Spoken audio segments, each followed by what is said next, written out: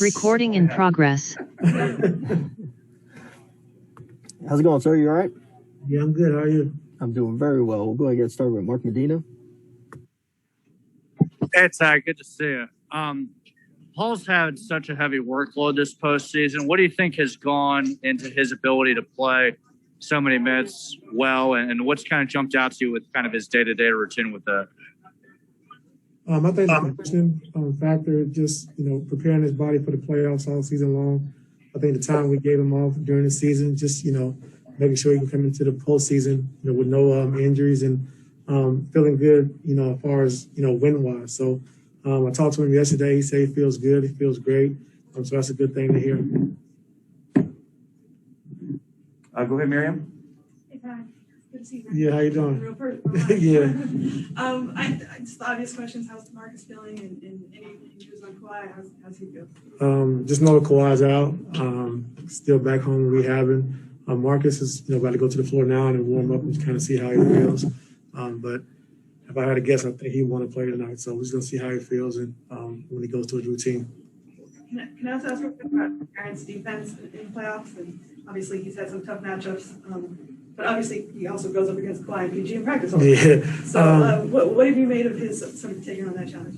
He loves a challenge. Every series, from guarding Luka to guarding Donovan to the night guarding Devin. And there's a lot of great experience guarding, three great players, in our league today. So for only being a second-year player, he's been through a lot, this last season. And he's getting better and better every night, defensively, offensively, his shooting.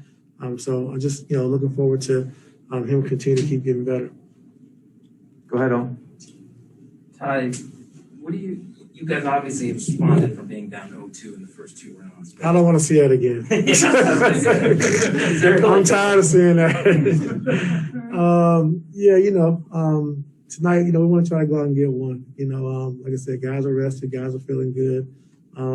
Had to make a few adjustments, a few tweaks, but the guys went for the challenge, they're focused and ready to go. Go ahead, Sam. Hi, good seeing you, brother. Hey, how you doing? Good. I wonder, not to bring that same subject up, but being behind in these series and then thinking back on what y'all did down 3-1 against the Warriors, is that the kind of story you pull out at some point and talk to guys about what it takes? Well, I think it's a little tougher now. Of course, we missed Serge. We missed Serge pretty much all playoffs. But then losing Kawhi, who's your best player, it's hard to get behind, 0-2 and just have to keep fighting from behind. It takes a lot out of you. But, if that's the circumstance, we're ready to do it. We're prepared to do it. But, the series is not over until you win 4 games. Like you said, anything can happen. We lost our best player, a few games ago. Right now Phoenix is without CP. So anything can happen. So you just got to win 4 games, first to 4. And no matter what happens, we got to have the right mindset. Go ahead, Andrew. Yeah, how you doing? You said before Game 5 in Utah that Paul obviously said T.I. got us and shoot around. I'm just curious, when you guys have been down through these playoffs, other examples of Paul or Kawhi kind of taking ownership, sort of not having to make you say everything to the team and them kind of guiding you guys out of these holes? It first started in the Dallas series when we lost our first 2 home games playing against Dallas, and PG and Kawhi, we sat down and talked, and they knew what we had to do. We had to make some changes, make some adjustments, kind of simplify what we try to do defensively, and just kind of took over from there. I think when it got to 3-2, is when Kawhi said he wants to take Luka. He wants to guard Luka, and he saw what he did when he was on him for those 2 games, and brought us home. So it's not any different now. PG's been great, playing at a high level, which he's been doing all season. And so, we're just up for the challenge tonight. Go ahead, Dwayne. Yeah, so I wanted to ask just about Devin. You talked about him yesterday, how you guys played him and how the adjustment you make. How much are you also concerned that guys don't overreact and then leave other pockets? Yeah, he's a tough cover. He can score in the post, great mid-range shooter, can shoot the 3-point shot. Played a lot in transition where they advance it to him, and he attacks early in transition. So it's a little different than playing, against Luka and playing against Donovan, because with Conley being out, Donovan played mostly the point guard position.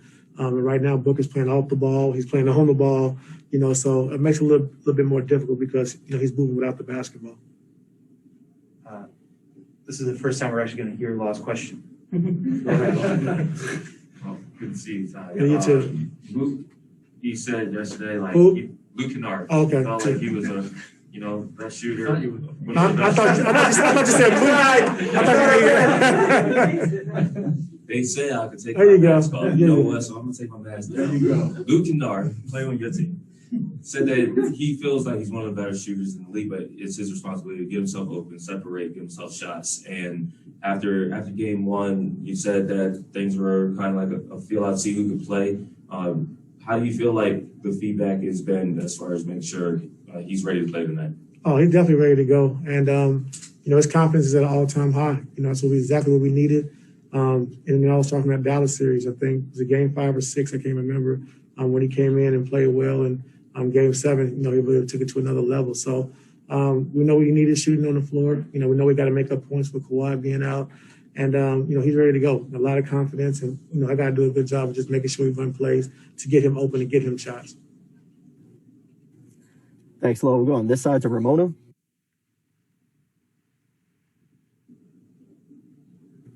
Ramona, you can go ahead.